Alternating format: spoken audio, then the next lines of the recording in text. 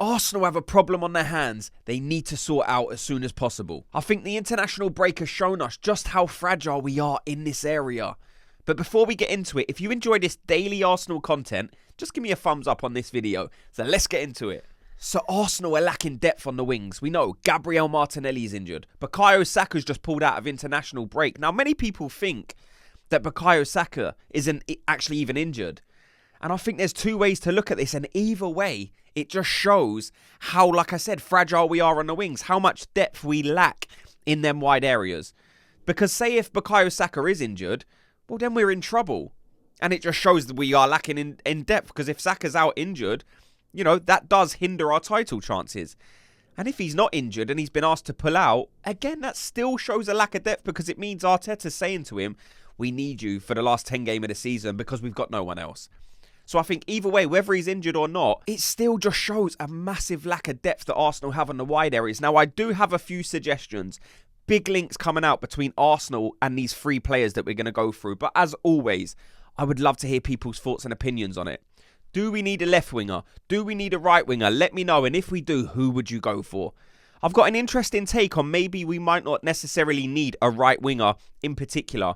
Maybe we can still go with a left winger. And for that reason, I think there's a couple of things we need to bear in mind before we list out the kind of players that Arsenal should be going for. What kind of wingers we should be going for. I think Gabriel Jesus is the perfect winger waiting to happen for Arsenal.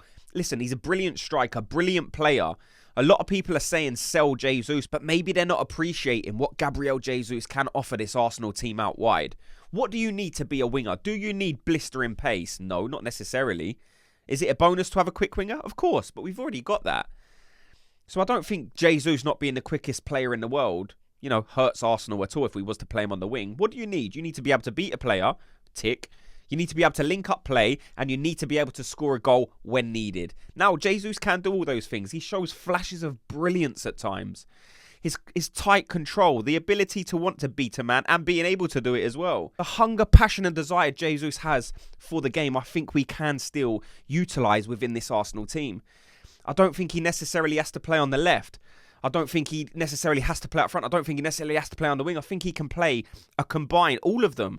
When needed on the right, I think we can use Jesus there. On the left, I think we can use him there. And for that reason, you know, that's why I don't think we necessarily have to go for a right winger if there's an unbelievable option as a left winger, and I do have one, maybe two. But not just Jesus. We know we got Trossard as well. Interchangeable, can play striker, left wing. We haven't seen him right wing at the minute, but there's no reason to believe that he couldn't play that role. He's left-footed, right-footed. He's scored goals, left foot, right foot this season. So he can play anywhere across that front line. So these are the options that I'm going with. Like I said, I've picked three very interesting options, okay? The first one is very, very interesting. I really like the look of this guy. Age profile, brilliant. The type of player he is, brilliant. Nico Williams. I know a lot of you guys respect this player as well. And I think he could be perfect for Arsenal. 6 goals, 13 assists this season. So he can score. He can assist. 13 assists. That's exactly what Arsenal need. We need a winger who can set up our strikers along with Gabriel Martinelli, along with Bukayo Saka. Nico Williams is perfect. What kind of player is he? Quick. So quick. In fact, at the World Cup, he clocked the second fastest speed in the whole tournament. So that just shows you this is a player with blistering pace. Has the ability to beat a man. Has the ability to take a guy on. The close footwork he has is actually very underrated. You know, I've said on the channel before, clips don't determine everything. But just go and watch some clips of Nico Williams and you'll get a rough idea of what kind of player you would be bringing in. In my opinion, is this the most interesting option? I'll tell you at the end once we've gone through the 3 options. But I am very, very impressed with Nico Williams. And I absolutely think he could slot into this Arsenal team and do a tremendous job. So the second player is Pedro Neto. A player that a lot of Arsenal fans are pushing and crying out for Arsenal to sign. I think this one is a difficult one because I like the player. If you could just say you get this player and he's not going to be injured, then of course, sign me up. Pedro Neto, brilliant. But it is that injury that worries me. And with Pedro Neto, because of the type of player he is, I do think these injuries are going to keep on recurring. We know he's a quick acceleration player and he keeps getting a lot of muscle injuries. So I think it's related to that. You know, he's clocked up the 3rd fastest speed in the Premier League this season. So that just shows you the quick acceleration this guy has, and maybe that's what's causing all these muscular injuries. I do think it's a problem. he's going to cost a lot of money as well. Wolves are not going to want to sell him on the cheap. I mean, they may be forced to in the end. I still don't think it's going to be cheap. I don't think you're going to get him for any less than £50 million.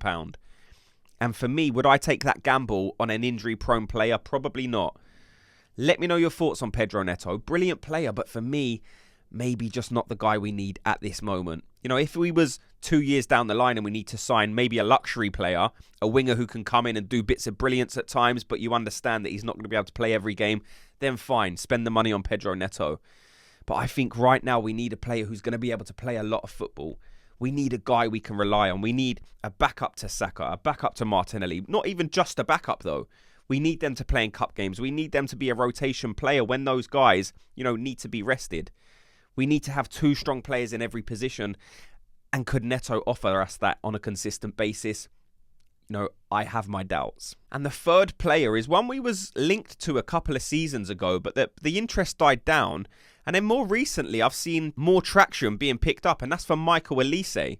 Right winger, brilliant player. Listen, he's injured now, but he's not an injury-prone player. I've looked at his past 3 seasons, and he's had... last season, he played 40 games. The season before, 35 games. And the season before, he played 46 games in the Championship. He's only a 22-year-old player. I don't think he's injury-prone. Yes, he's been out twice this season with a hamstring injury. Maybe that would concern me slightly. But I don't think Micheal Olise can be considered an injury-prone player yet. Maybe if he picks up another one before the end of the season, then you probably need to stay away. But 2 hamstrings could be, you know, and it could be unfortunate for the guy. I wouldn't write him off. I think this is an interesting profile of player. He is a right winger. He does show flashes of brilliance. Does he have the best numbers out of all these players? No. But I think you could probably pick this guy up for maybe the most reasonable price, along with Nico Williams. I think Micheal Olise is a very interesting player. Very good at set pieces. We've saw. Who did he score that free kick? I think it was Man United last season. Scored a brilliant free kick. Scored 6 goals this season in 11 games. So his return this season is very good, but he has only played 11 games. I think if he stayed fit this season, this could have just been Micheal Olise's breakout season. So that's the thing that interests me about Olise is, do you get him before he has that breakout season? There's a lot of interest in him anyway. Chelsea, Man United. Now, I don't think Chelsea are going to be able to go near the player. We know what kind of financial turmoil they could be facing.